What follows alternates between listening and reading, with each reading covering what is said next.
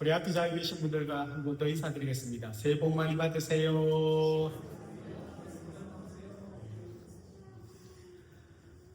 민족의 그 명절을 앞두고 있는 우리 주일입니다. 그래서 이 주일날도 있고 또 명절도 있고 해서 우리가 계속해서 사도행전 말씀을 나누다가 그래도 명절이 있는데 뭐 어떤 말씀을 나눌까라고 기도하고 고민하는 가운데 이 탕자의 이야기가 딱 제 마음에 이제 떠올랐습니다. 그래서 탕자의 이야기 다른 게 아니라 바로 지구로 가는 길이란 그 마음이 제게 왔는 게 우리 교회가 이제 오래된 교회고 부모님 세대가 많기 때문에 우리 교회는 가는 세대보다 오는 세대, 그래서 집으로 돌아오는 자녀들이 많이 있지 않겠나라는 생각을 했기 때문입니다. 그래서 이 누가복음 15장을 통해서 우리 부모님의 마음도 한 번 더 생각해보고 또 돌아오고자 하는 그 자녀들의 삶과 형편도 한번 우리가 이해하고 나누고자 해서 이 말씀을 준비했습니다.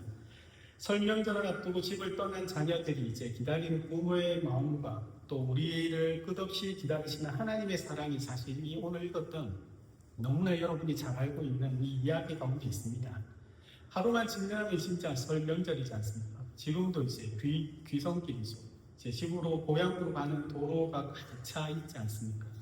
기차와 버스표가 거의 매진이라 하고 어떻게든 고향에 가겠다는 사람들로 인해서 역과 터미널은 많이 붐립니다. 사람들의 발걸음은 분주하지만 그 마음에는 아마 집이라는 그 생각을 가지고 있을 거랍니다. 단순히 건물이 아닌 집이라는 부모님과 사랑하는 가족들이 있는 그곳의 의미일 겁니다. 그러나 모든 집의 대문이 활짝 열려서 자녀들이 와서 가족을 만나고 해서 웃음소리가 가득한 것은 아닙니다.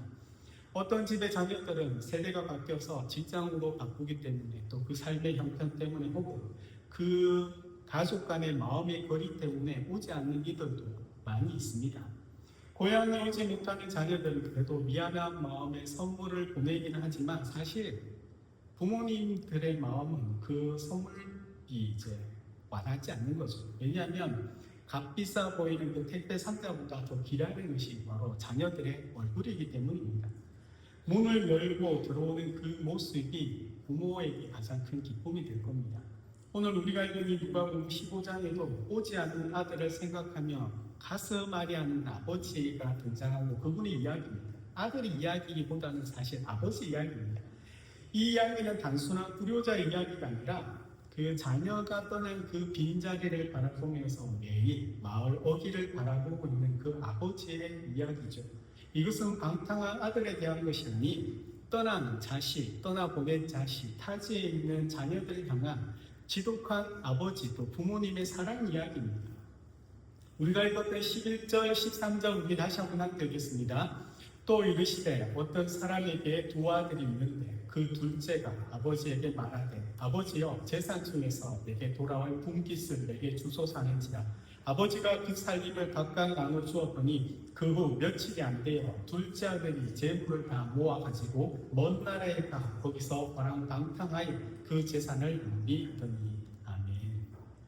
이야기 잘 알고 있지 않습니까? 이 둘째 아들 아버지에게 상속을 요구했다 하는데 우리에게는 자녀들의 상속을 부모님 살아생전에 요구하는 것이 불효라고 할 수는 있지만 그게 그렇게 큰 죄와 잘못은 아닐 겁니다. 그런데 이 당시 유대 사회에서 상속이라는 개념은요, 부모님, 특별히 아버지의 사후에 이 일이 대부분 이루어졌습니다. 그래서 지금 둘째 아들이 아버지에게 이 유산을 요구하는 것은 아버지 당신은 지금 죽은 사람이니 내 몫을 달라라는 그런 의미인 겁니다.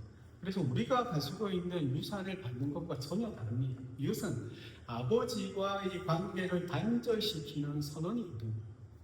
아들의 이 선언은요, 아버지보다 자기에게 받을 분기, 유산이 더 중요하기 때문에 이야기할 수 있는 겁니다.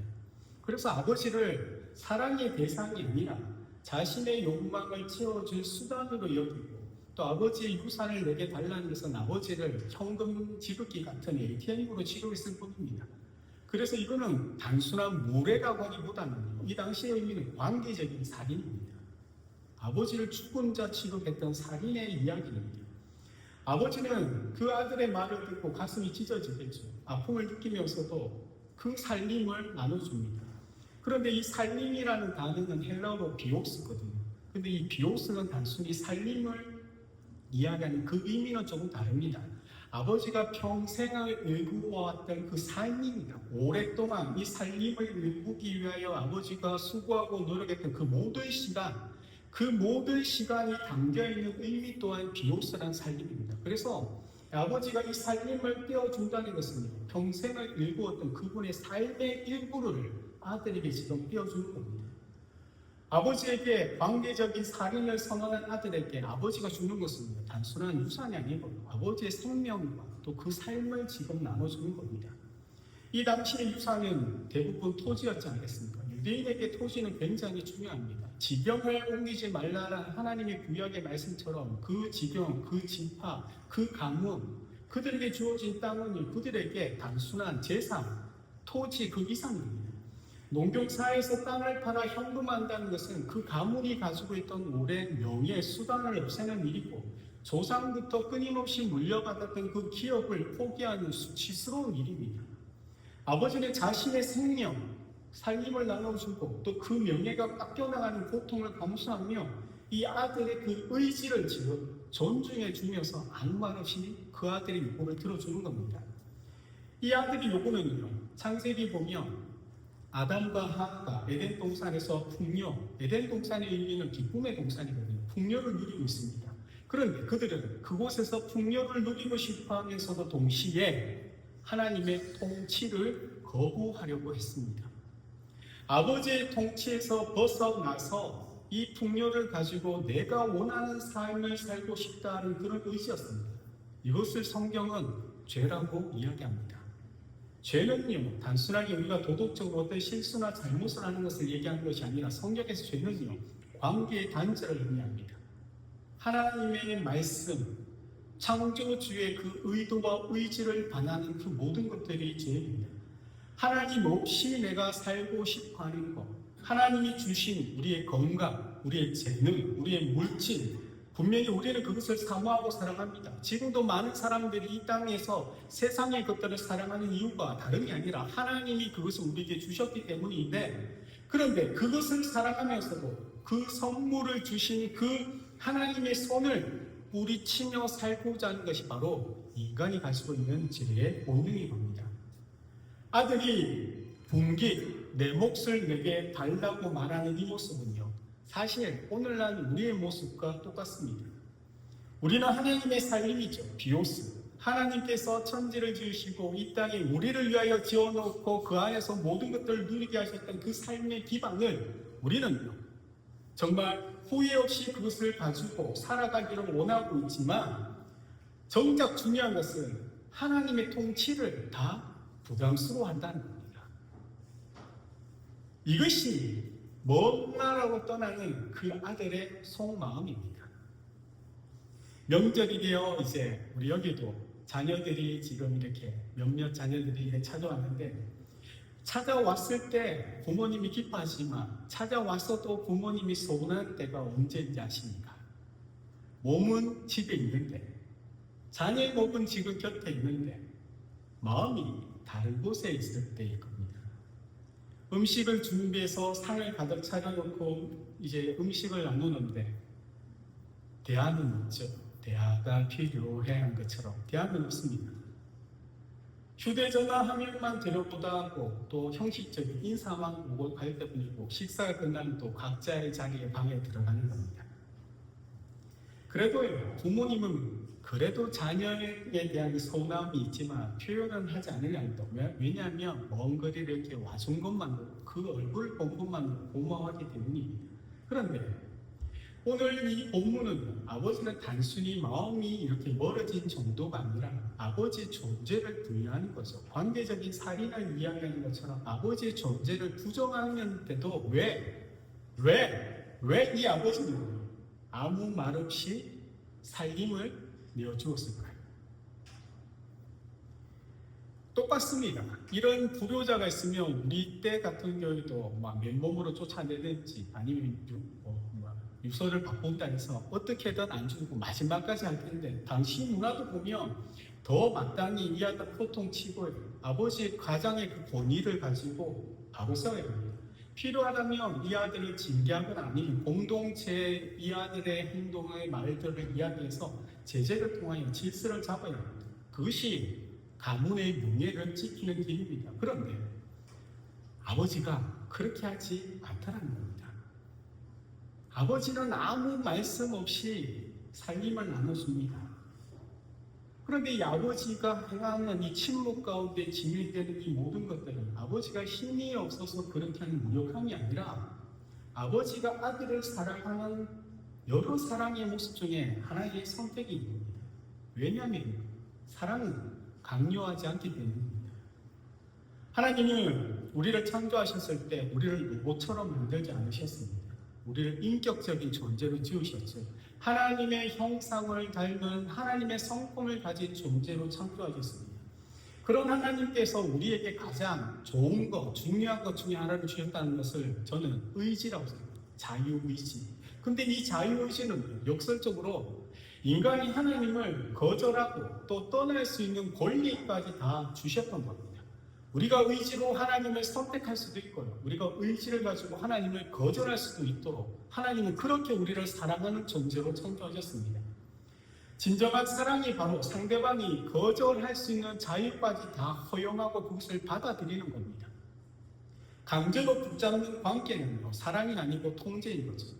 하나님은 분명히 온 세상의 통치자이지만 오늘 동시에 우리에게 가르치는 것이 그분은 아버지라는 사실입니다. 그래서 아들이 아버지를 떠날 때 강제로 붙잡지 않는 겁니다. 그러나 중요한 것은 그것이 아버지의 무관심과 친형이 아니라는 사실입니다. 아버지께서 허락은 했지만 포기하지 않는다는 겁니다. 아버지께서 아들이 떠나기는 하셨지만 그 아들을 잊지도 않습니다. 사랑은 떠나는 자유를 허락하지만 동시에 돌아오는 그 길도 닫지 않더라는 겁니다. 하나님께서 우리의 죄를 즉각적으로 심판하지 않고 내버려 두시는 이유도 바로 이것일 겁니다. 우리를 포기해서가 아니라 우리가 스스로 아버지의 품을 그리워하며 아버지께로 돌아오기를 하나님은 기다리실 겁니다. 아들은 제사를 받아 먼 나라로 갑니다. 아들이 여기서 간 먼 나라라는 이 헬라어는 호란마크라는 단어거든요. 이 단어는 단순히 지리적으로 먼 거리를 뜻하는 것이 아니라 보이는 것은 먼 지리적 거리지만 실제로 관계적인 거리를 의미합니다. 그래서 그 아들이 먼 나라로 간 의도는요, 내 삶의 결정권에서 내가 살아가는 삶의 그 자리와 영역에서 아버지를 완전히 밀어내는 것, 아버지의 영향력이 전혀 미치지 않는 그곳에 아들이 나가는 겁니다. 아버지가 바라보는 그 시선, 들리는 그 소리가 없는 곳, 아버지의 음성이 들려지지 않는 곳, 그곳이 아들이 선택한 먼 나라입니다. 우리의 자녀들 또한 명절에 부모님의 집에 있으면서도 마음이 이처럼 먼 나라에 가 있는 경우가 있다는 겁니다. 관계는 가까이 있지만 마음이 멀어진 상태, 함께 있으나 함께하지 않는 것처럼 느껴지는 것이 바로 먼 나라입니다. 신앙적으로 이야기하면 하나님과의 친밀함의 관계가 끊어진 상태입니다. 그래서 죄송스럽지만 이곳에 예배는 드리고 있지만 마음이 하나님을 의지 않고 하나님을 집중하지 않으면 여러분 또한 하나님과 먼 나라에 나가 있는 상태입니다. 그것은 직설적으로 얘기하면 하나님 없이도 괜찮다라고 여기는 마음입니다. 인간의 죄성은요, 단순히 실수하거나 도덕적으로 실패하는 것을 얘기하지 않습니다. 하나님의 다스림에서 벗어나 내가 내 인생의 주인으로 살겠다 선언하는 것이 아담과 하와가 하나님의 말씀을 어기고 선악을 알게 하는 나무를 먹었던 이유입니다. 그리고 이 둘째 아들이 아버지에게 내 재산을 달라고 이야기하며 먼 나라고 가는 것이 바로 아버지의 통치와 아버지의 영향력 없이 내가 원하는 내 삶을 내 마음대로 살고 싶다 했던 근본적으로 피조물이 창조주를 거절하는 그 죄의 본성을 이야기하고 있는 겁니다. 하나님의 말씀보다 내 판단을 신뢰하고 하나님의 뜻보다 나의 생각과 나의 고집을 더 우선이하고 하나님이 공급하시는 것보다 내가 가지고 있는 내 능력을 더 의지하는 그 마음이 여러분 죄입니다. 그래서 죄는요, 어떤 행동을 이야기하는 것이 아니라 방향성의 문제입니다. 내가 행하고 내가 말하고 하는 이 모든 방향이 하나님을 향하고 있는가 아닌가가 바로 죄의 근원입니다. 스스로 중심이 되려고 하는 그 삶의 방향인 거죠. 말을 하나님을 이야기하고 하나님의 영광을 이야기하지만 궁극적으로 나의 유익과 내가 하고 싶은 대로 하고자 하는 일, 그것이 바로 오늘날 이 시대를 살아가는 수많은 성도 그리스도인의 모습이에요. 그런 상태가 먼 나라입니다. 먼 나라는 지도에 있는 어떤 장소보다 하나님을 떠난 그 마음의 자리, 그것이 오늘날 자녀들이 부모의 곁을 떠나 세상을 향하여 나가는 또 다른 이유일 겁니다. 자녀들이 고향에 오지 못하는 이유도 비슷한 결이 있죠. 이제 성공해서 부모님 앞에 나타나고 싶어하는 마음도 있죠. 그러다 보니까 뒤를 다른 것들을 돌아볼 여유도 없을 겁니다. 때로는 부모님의 그 기대가 너무 크기 때문에 그 부담감으로 그 마음이 멀어진 경우도 있을 겁니다. 때로는 지금 내 삶의 형편이 내가 생각한 만큼 되지 않아서 스스로 초라하고 부끄럽기 때문에 거리를 두는 경우도 있을 겁니다. 실패를 설명하기도 싫고 누군가 비교당하는 것도 싫어서 조용히 연락을 조금씩 줄여서 그렇게 먼 나라에 머무는 이들입니다. 그래서 먼 나라는 거리의 문제이기보다는 사실 마음의 문제인 겁니다. 마음이 있으면요 어떤 일들도 할 수 있죠. 그러나 마음 없이 하는 행동은요 그것을 할지라도 우리는 다 알 수 있더라는 겁니다. 관계를 피하고 싶은 마음뿐 아니라 기대 앞에 서기 두려운 마음이 어쩌면 자녀들이 부모와 점점점 멀어지게 만든 것인지도 모른다는 겁니다. 아들은 돈만 있으면 먼 나라에서 자유롭고 행복할 줄 알았던 겁니다. 아버지의 통제 없이 간섭 없이 마음껏 사는 그 삶이 진짜 자유라고 생각했습니다. 그런데 아버지를 떠난 이 아들의 자유가 어떻게 됩니까? 방종입니다. 이 방종은요, 내가 원하는 대로 살았던 삶의 시간이 돼요. 그 방종이 결국은 어떤 결과를 가집니까? 비참함으로 이어집니다. 성경은 그 삶을 허랑방탕하다고 표현합니다. 하나님이 없는 어떤 삶은요, 세상의 물질적인 거나 세상에서 인정받고 세상적으로 존경받을지라도 하나님 없는 삶은 허랑방탕한 삶입니다. 여러분, 그 삶이 낭비하는 삶입니다. 돈이 떨어지고 흉년이 들자 아들은 돼지를 치는 치세가 됩니다. 유대인들에게 이 돼지는 부정한 짐승이지 않습니까? 돼지의 쥐엄나무 열매조차 얻지 못했다는 것은 그가 단순히 극빈자, 가난한 상태가 아니라 인간의 존엄이 무너진 상태를 의미합니다. 그래서 신앙적으로 완전한 타락을 이야기합니다. 우리 17절, 19절 우리 함께 읽겠습니다. 이에 스스로 돌이켜 이르되 내 아버지에게 양식이 풍족한 품꾼이 얼마나 많은가. 나는 여기서 줄여 죽는구나. 내가 일어나 아버지께 가서 이르기를 아버지 내가 하늘과 아버지께 죄를 지었사오니 지금부터는 아버지의 아들이라 일컬음을 감당하지 못하겠나이다. 나를 품꾼의 하나로 보소서 하리라 하고 아멘. 이에 스스로 돌이켜, 이 단순한 후회가 아니고요, 자신의 삶의 방향이 틀렸다는 것을 깨닫는 순간입니다. 그래서 가장 낮은 자리에 있을 때 정신 차렸던 거죠. 돼지우리 곁에서 더 내려갈 곳 없는 그 인생의 바닥에서 자기 자신을 이제 되돌아보게 되는 겁니다. 그리고 그 자리에서 떠오른 생각은 돈도 자존심도 변명이 아니라 바로 아버지의 집인 겁니다. 여러분이 사랑하고 여러분이 좋아하는 그 모든 것들이 하나님의 자리를 대신하는 성경이 그것을 우상이라고 이야기하지 않습니까? 그 우상에서 돌이킬 때 하나님은 여러분이 가장 소중하고 중요한 것을 하나님께서 치시거나 아니면 그것을 없애는 방법을 사용하지 않습니다. 하나님의 방법은 그런 걸 치시고 그런 걸 없애는 것은 너무나 눈에 띄는 거지만 정작 중요한 것은 내가 많은 재산과 많은 시간들이 있더라도 그것을 누리지 못하던 건강을 만지시는 경우가 더 많더라는 겁니다. 제가 사랑하는 저희 동생 가정에 대해서도 한 번씩 이야기했지만 저희 동생이 그렇게 열심히 했던 친구가 이 탕자처럼 하나님을 떠나서 내 인생에 내가 주인인 것처럼 세상에 살았거든요. 그가 한때 사업이 힘들고 어려워도 하나님께 돌아오지 않았습니다. 그런데 동생이 그렇게 열심히 살았던 가장 큰 이유는 가족이었습니다. 사랑하는 딸과 아내, 가족. 그 가족 안에는 형, 목회자인 저도 포함되어 있었습니다. 그런데 하나님은 저희 조카를 아프게 만드시면서 동생이 할 수 없게 만드셨던 겁니다. 내가 힘이 있고 내가 돈이 있고 능력이 있을지라도 이 딸의 건강의 문제, 중환자실에 있어서 언제 죽을지 모르는 그 상황에 그가 할 수 있는 일은 아무것도 없었던 겁니다. 그제서야 이 둘째 아들처럼 하나님 앞에 나와 자신이 하나님 앞에 잘못했다는 것을 전부 다 끊임없이 떠올리며 회개했습니다. 왜요?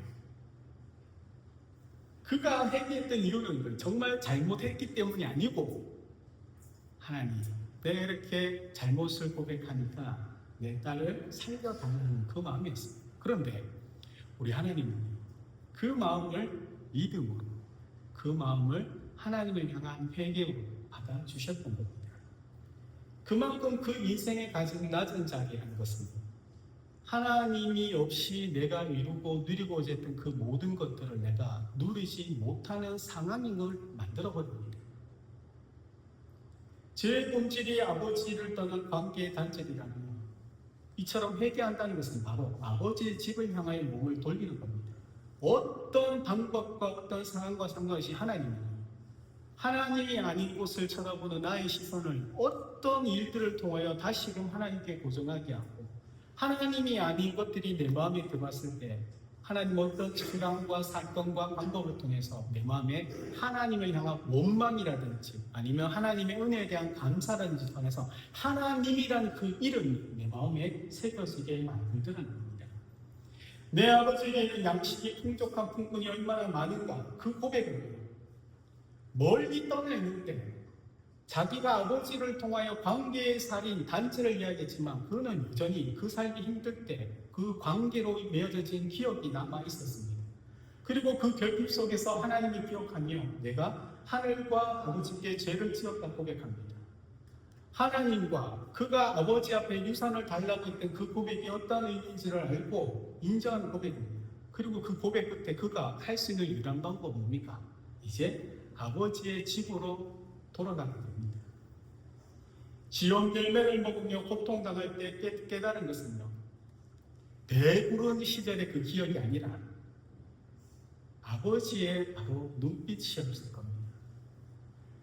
아버지에게 유산을 달라고 이야기하고 아버지가 시간을 가지고 살림을 정리해서 아들에게 주는 날, 그리고 아무 말씀 없이 그 살림을 받던 그 아들이 마지막으로 쳐다본 아버지 아마 눈빛이었을 겁니다. 꾸짖지 않죠. 붙잡지도 않습니다. 그러나 애절한 눈빛으로 바라보는 그 눈빛이 아마 그 아들의 마음에 남아있지 않았을까 생각합니다. 아버지의 눈으로는 분명히 말씀합니다. 아무 말씀 없지만 가지 않기를 그 눈으로 지금 말씀하고 있습니다. 사랑하는 여러분의 자녀들이 세상을 향한 삶에서 하나님께 돌아오게 하는 방법은요, 그 삶에 대하여 어떤 옳고 그름에 대한 이야기가 아니고 끝까지 그 자녀를 하나님의 자녀처럼 생각하고 믿어주고 끊임없이 지지해주는 부모님의 사랑이 필요할 것입니다. 하나님께서 저도 그랬고 제가 봤을 때도 끊임없이 우리를 기다리고 인내하시고 우리를 찾으시는 하나님의 그 눈빛과 그 마음이 제가 하나님께 돌아오게 했지 누군가의 강제적인 것과 잔소리와 친구였던 조언들이 아니었던 겁니다. 우리 20절 말씀 함께 읽겠습니다. 이에 일어나서 아버지께로 돌아갑니다. 아직도 거리가 먼데 아버지가 그를 보고 측은히 여겨 달려가 목을 안고 입을 맞추니. 아멘. 아버지가 얼마나 그 아들을 기다리는지 아버지는 거리가 먼데 단번에 아들을 알아봅니다. 그리고 성경은 측은히 여겨 아버지가 달려갔다 기록합니다. 이 측은히 여기다는 이 말은요, 창자가 끊어지는 아픔 속에서 이 배 깊음 속에서 끌어오는 그 영민의 의미입니다. 그 단어가. 고대 사회에서는 이 창자라는 이 단어, 헬라어 이 단어의 스플랑크 미조마이라는 이 단어에 인간의 감정이 담겨 있고 그것이 중심이라고 생각했습니다. 그래서 이 창자가 끊어지는 듯한 그 층을 이어이라는 이 말은요, 아버지 마음 깊이 오는 그 마음으로 그 아들을 기다렸고 그 아들을 보았고 그 아들을 발견해서 그 아들 앞에 달려가는 겁니다. 이 사랑인 거죠. 아버지는 기다리지 않고 달려갑니다. 우리 또한 사랑하는 자녀들이 오면 문 밖으로 달려가고 이렇게 하지 않습니다. 그런데 유대 사회에서 이 노년의 남자가, 저는 윗돌이 아랫돌이 따도 있지만 이 유대 사회에서는 통으로 된 옷을 입지 않습니다. 그래서 달려가려거든요. 이 바지를 이렇게 긴 바지를 들어서 달려가야 됩니다. 그런데 이 바지를 들고 그 맨살을 드러낸 것은 그 당시에 굉장한 수치였습니다. 그런데 아버지는 그렇게 겉옷을 올리고 달려갑니다. 왜 그랬을까요? 그 아들이 이제 돌아왔기 때문에 기쁜 것도 있고 그 아들을 향한 사랑의 마음도 있지만, 그러나 성경은 단순히 그것만 이야기하지 않습니다. 왜냐하면 이 당시의 유대 전통에서는 계자자라는 관습이 있습니다. 이 계자자라는 관습은 가문의 재산을 이방 땅에서 탕진하고 돌아온 사람이 있으면 마을 공동체가 함께 그 마을 어귀에서 항아리를 깨뜨리며 너는 이제 우리 공동체와 관계가 끝났다 선포하며 그에게 돌을 던지는 관습입니다. 아들은 유대 사회의 일원이기 때문에 이 계자자는 관습을 알고 있습니다. 그는 아버지가 자기를 아들로 대우해 주지 않더라도 최소한 무엇입니까? 품꾼으로 받아줘야 하지만 마을 사람들에게 계자자를 당하지 않고 마을의 일원으로 들어올 수가 있기 때문입니다. 아버지가 어쩌면 마을 입구를 계속해서 주시하고 있는 이유이기도 합니다. 그곳은 아들이 들어올 수 있는 유일한 통로이면서 동시에 마을 사람들에게 계자자를 당해서 영구히 추방되거나 아니면 죽임을 당할 수 있는 곳이기 때문입니다.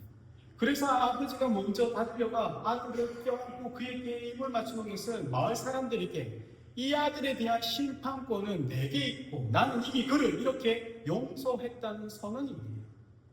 아들의 옷은 돼지우리 냄새와 먼지로 가득 차 수치 그 자체이지만 아버지는 그 더러운 아들을 가슴으로 안고 아버지의 수치를 자신의 깨끗한 옷으로 덮고 아버지의 악취, 그 아들의 악취를 아버지의 품 안으로 가져옵니다. 여러분, 이것이 바로 대속입니다. 대속. 하나님께서 독생자 예수님은 아버지의 마음을 알아서 이 땅에 인간의 몸을 오셨지 않습니까? 성부 하나님이 그 아들을 바라볼 때, 그 아들이 공생애를 시작할 때 뭐라고 말씀합니까? 저는 내 사랑하는 아들이니 내가 저를 기뻐하노라. 독생자 예수 그리스도를 바라보면 그 아버지의 마음이 이곳에 있는 이 아버지의 마음이 되고, 또한 자녀를 기다리는 우리 부모님의 마음이 되고 우리를 기다리는 주님의 마음일 것입니다. 아버지는 이 아들이 생각해왔던 말을 듣지 않고 가장 좋은 옷을 입히고 손에 가락지를 끼우고 발에 신을 신깁니다. 우리 22절과 24절 함께 읽겠습니다. 아버지는 종들에게 이르되 제일 좋은 옷을 내어다가 입히고 손에 가락지를 끼우고 발에 신을 신기라. 그리고 살찐 송아지를 끌어다가 잡으라. 우리가 먹고 즐기자. 이내 아들은 죽었다가 다시 살아났으며 내가 잃었다가 다시 얻었노라 하니 그들이 즐거워하더라. 아멘. 옷은요, 다시 한번 가족의 일원으로 받아들이고, 가락지는 가문의 인장이 새겨진 반지로 그 아들로서의 권위를 회복시켜줍니다. 종은 신발을 신지 않거든요. 그런데 신발은 이 아들이 종이 아닌 자유인임을 뜻하는 겁니다. 그래서 아버지는 아들이 품꾼으로 있겠다고 하는 그것이 아니라 오히려 완벽한 아들로 회복시켜줍니다. 아버지는 이 아들을 향하여 혼자 기쁨을 가지고 있는 것이 아니라 살찐 송아지를 잡으랍니다. 이 송아지 한 마리는 한 가정이 아닌 동네 사람 전체가 먹을 수 있는 양입니다. 이 잔치를 통해서 내 아들이 돌아왔으니 더 이상 누구도 이 아들에게 항아리를 깨뜨리거나 돌을 던지지 말고 이 기쁨에 동참하라고 요구하고 있습니다. 이어지는 내용에 보면 그 첫째 아들이 이 기쁨에 동참하지 않더라는 겁니다. 첫째 아들도 둘째 아들도 아버지의 마음을 알지 못하더라고요. 우리가 이 명절에 우리가 집이라는 개념을 가진다면 저는 두 가지를 기억해야 한다고 생각합니다. 첫째, 우리가 사는 이 땅이 집일 것입니다. 사실 우리 부모님들 오지 못하는 자녀들이 있지 않습니까? 그 마음이 서운할 수 있으시죠. 그러나 이 탕자의 아버지가 그랬듯 그들을 향한 서운함보다 여러분의 기도의 자리를 끊임없이 지켜주시기를 부탁드립니다. 왜냐하면 여러분의 힘과 여러분의 어떤 방법으로도 그들의 마음을 붙잡아 줄 수는 없지만 기도는 붙잡아 줄 수 있는 유일한 우리 방법이기 때문입니다. 여러분이 자녀들이 생각하는 그 슬픈 마음과 그 조용한 기다림이 헛되지 않는 것이 성경이 우리에게 약속하고 있는 겁니다. 말로 어떤 방법으로 그들을 설득하지 못할지라도 사랑, 무조건적인 사랑, 하나님이 나를 사랑했던 그 사랑의 방법, 그가 나에게 돌을 던지더라도 그를 미워하지 않고 포용할 수 있는 그 사랑은 결국에는 여러분을 향한 그 길을 내게 될 것입니다. 여러분의 침묵으로 지킨 자리, 눈물로 지킨 그 자리가 언젠가는 자녀들이 반드시 돌아오게 할 것입니다. 두 번째로 우리 고향입니다. 이 땅에 있는 고향을 의미하는 것이 아니라 우리가 돌아갈 본향입니다. 하나님 아버지 집일 겁니다. 이 땅의 인생의 광야에서 지치고 힘들어서 정말 배고픈 분은 없습니까? 이런 모습으로 하나님 앞에 내가 어떻게 다시 나아갈까 고민하지 마십시오. 왜냐하면 하나님은 우리의 어떤 모습이 아니라 우리가 이 세상에 성공하는 것을 기다리지 않습니다. 누가복음 15장의 아버지처럼 하나님은 아직 거리가 멀더라도 먼저 우리를 보고 우리를 알아채던 분입니다. 먼 나라에서 고생하는 우리의 모습을 외면하지 않고 동네 어귀까지 나와서 우리를 기다리는 분입니다. 우리가 완벽해질 때까지 기다리는 것이 아니라 하나님 돌아오는 것을 기다리는 분입니다. 이 설 명절이 단순히 한 가족들이 모여서 떡국을 먹고 지나가는 날이 아니라 정말 잃어버린 관계가 회복되는 날이에요. 또 굳어졌던 마음이 풀어지며 멀어졌던 하나님의 품으로 돌아오는 영적 귀성의 날이 되는 우리 믿음의 가정들 되시길 주의 이름 축복드립니다. 이제 우리가 해야 할 일은 먼저 우리가 일어나 아버지께로 돌아갈 차례입니다. 계산한 것도 아니고 변명도 생각할 필요도 없고 조건도 필요 없습니다. 단 하나 그냥 아버지께로 돌아가면 됩니다. 교회라고 보다는 하나님과 나와 만날 수 있는 그 장소 그 시간 어떤 자리에서도 내가 하나님을 잊지 않겠다고 결단하는 그 마음 그때서야 우리는 하나님이 우리를 기다리시는 그 품 안에서 세상이 알 수도 세상이 줄 수도 없는 참된 안식을 온전히 누리며 살아갈 수 있을 겁니다. 아버지는 이미 우리를 품고 우리의 모든 것들을 용서하고 우리 가운데 함께 하신 준비가 되어 있습니다.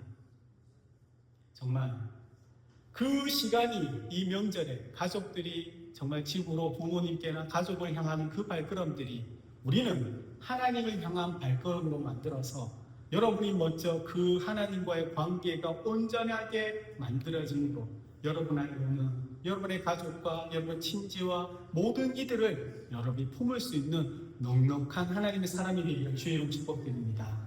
그런 이 복된 명절을 지내시기를 예수님의 이름으로 축복드립니다. 아멘.